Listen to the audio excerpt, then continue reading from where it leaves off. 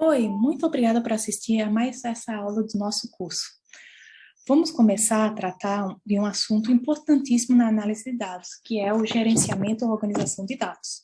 E faremos isso por meio do estudo dos tipos de dados, das estruturas do seu armazenamento e dos subscritos para localizá-los. Muita gente começa na área de análise de dados sem prestar muita atenção nessa parte da organização dos dados. O resultado é que essas pessoas normalmente têm muita dificuldade de conduzir um estudo de dados com consistência e coerência, porque eles não sabem definir a estrutura ou a organização mais adequada para os seus tipos de dados. Dos seus tipos de dados para o objetivo de sua pesquisa ou para análise posterior, seja ela com a linguagem R ou com outros softwares de análise.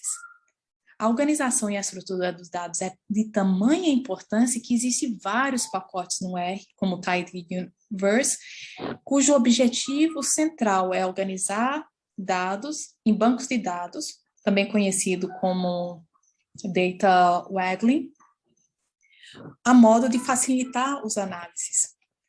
Já os subscritos são recursos que permitem localizar, acessar esses valores específicos ou sequência específica dentro de uma base de dados, que pode conter 2.000, 3.000, 1.000.000 de observações. Por isso, é essencial entender os principais tipos de dados armazenados no R, a estrutura da organização desses dados, como localizar, já que é muito trabalhoso. E, às vezes, impossível você inspecionar uma base de dados linha a linha.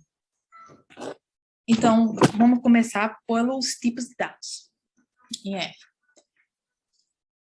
Existem vários tipos de dados. Os principais são os numéricos, que são o número real, decimal, fração, números contínuos, né? E os caracteres, que podem ser uma linha, uma combinação de letras ou números, entre aspas, que basicamente disse que ele é para ser considerado, você não poderia fazer cálculos matemáticos com eles, ele é considerado caractere. Fatores, que são dados categóricos, bom, médio, ruim, feminino, masculino, são alguns exemplos. Você tem os lógicos, que podem ser de um valor verdadeiro ou falso, como o booleano. Você tem os números inteiros, e esses daqui são exemplificados, são guardados no R com a letra maiúscula L, para indicar que eles não são contínuos, eles são números inteiros, eles não contêm decimais.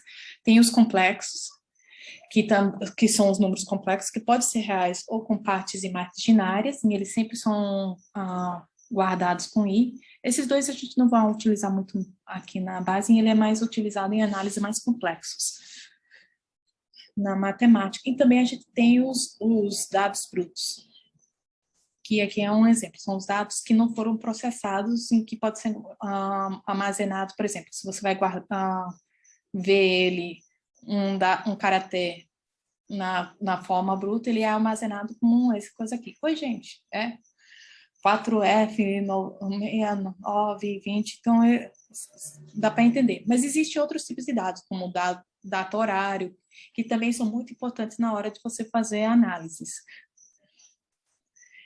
Esses dados podem ser organizados, por sua vez, em objetos ou estruturas de dados, e os principais são, bom, até o momento são vetores anatômicos, que são objetos que são objeto R, usado para armazenar informações ou valores do mesmo tipo, atômico. Aqui é importante entender que eles são uma coleção ordenada de valores do mesmo tipo atômico. Essa ordenação não é necessariamente crescente ou decrescente, mas tem que ser ordenado ou tabulado, que significa que esses dados são organizados de alguma forma mais ou menos estruturada. É mais ou menos como quando você insere dados bioquímicos no paciente no Excel. Se você colocar o dado bioquímico do paciente X No paciente Y, você vai ter um montão de problemas. Então, ele tem que estar organizado numa ordem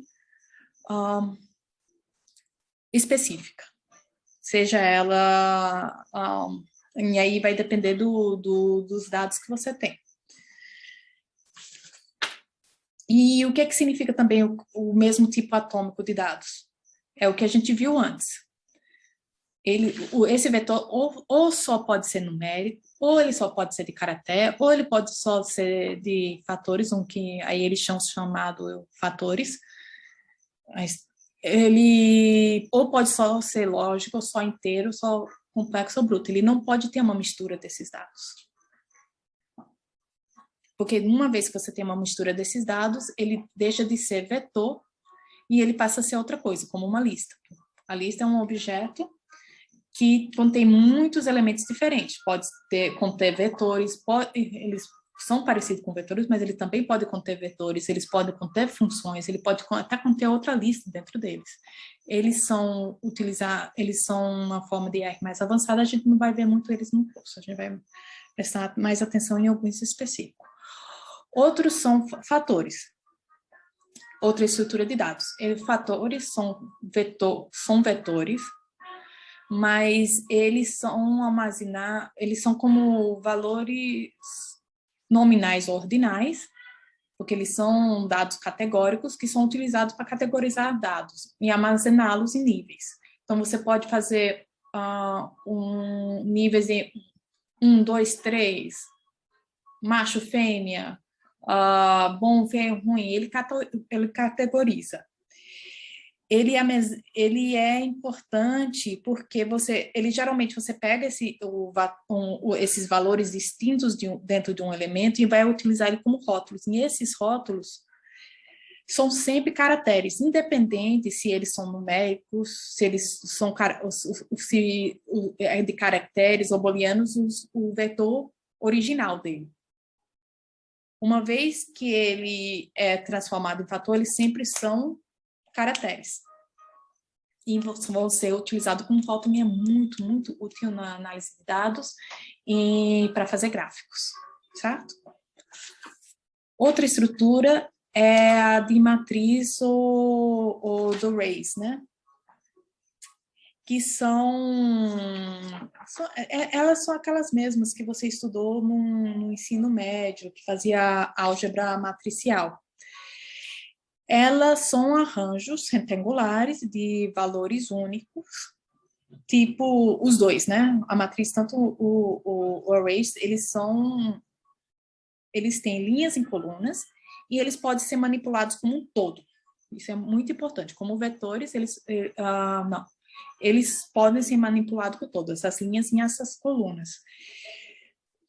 E ela, igual ao vetor, é que elas só podem ser ou qualitativos ou quantitativos. Então, você vai ter uma matriz que é somente numérica, uma matriz só de caracteres, uma matriz só lógica, mas ele só pode ter um tipo, mesmo tipo anatômico. Ele só pode ter de um tipo.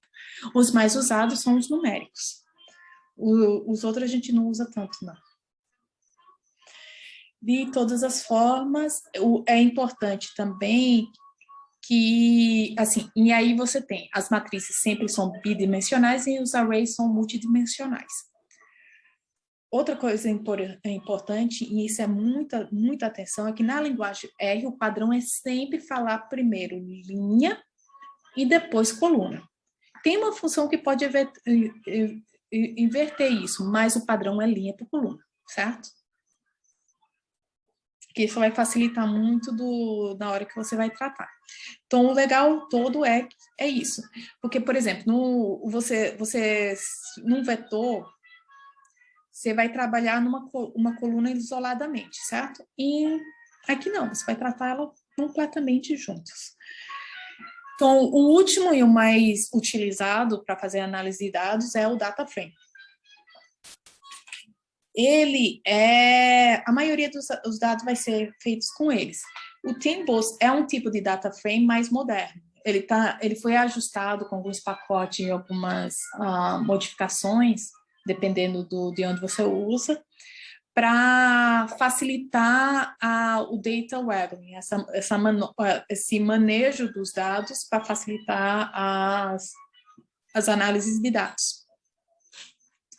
Então, ele pode ser considerado de um retângulo, um arranjo, um retangular de dados, que você podia encontrar até no aplicativo de uma planilha eletrônica. Similar à matriz, só que as colunas têm diferentes tipos de dados.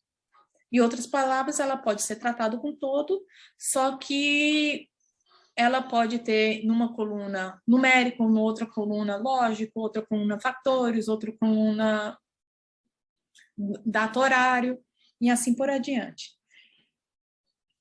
Então, se você tiver apenas colunas independentes, isso vai ser ou vetores ou fatores, dependendo se ele categoriza ou não.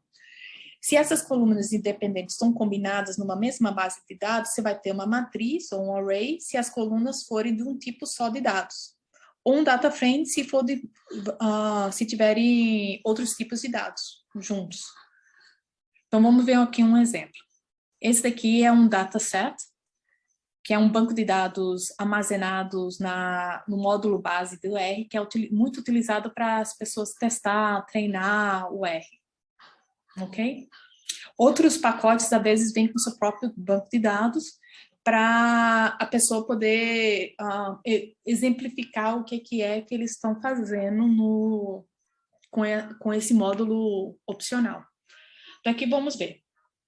A gente tem um data frame. Dentro desse data frame, eu vou ter umas colunas, que também pode ser considerado vetores, onde vou ter o tipo de veículo, o nome do veículo, que são em caracteres. Vou ter outros dados aqui, que aparentemente são numéricos, e aqui estão as informações que eu posso utilizar, certo?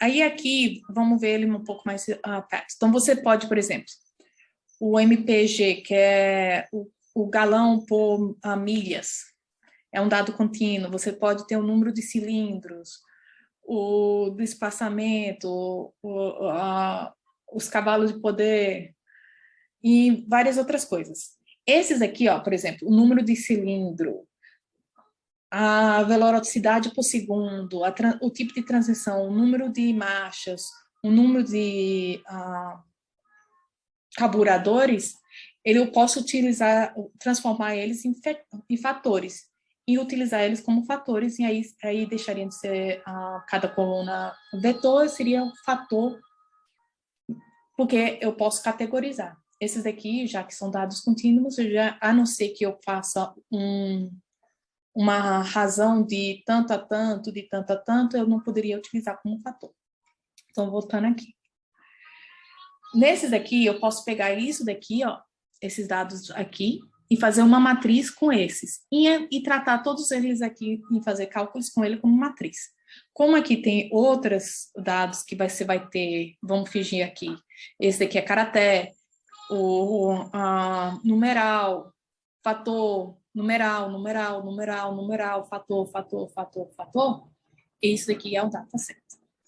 Então, muito obrigada pela sua atenção, e na próxima aula a gente vai dar uma olhada um pouco mais no que são vetores, fatores, matrizes e data frames. Então, bons estudos e até a próxima aula.